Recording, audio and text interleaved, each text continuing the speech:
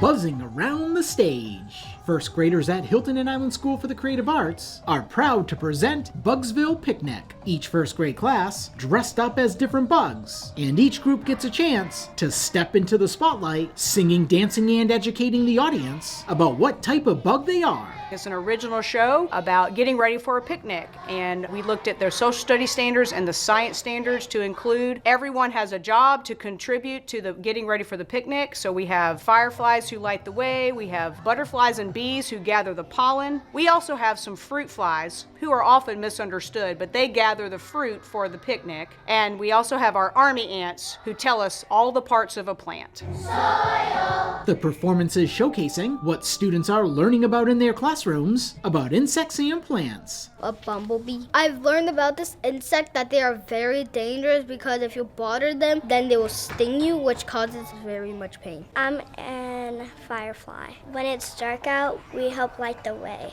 I'm an army ant. We share parts of a plant. The students are having fun, showing off their art skills by singing, dancing, acting, and even helping create the sets. My favorite part of the play is when we go upstairs and do our dance. The little bugs are learning they all must work together to have a successful picnic. We all have a job to do, and we're getting ready for the big picnic.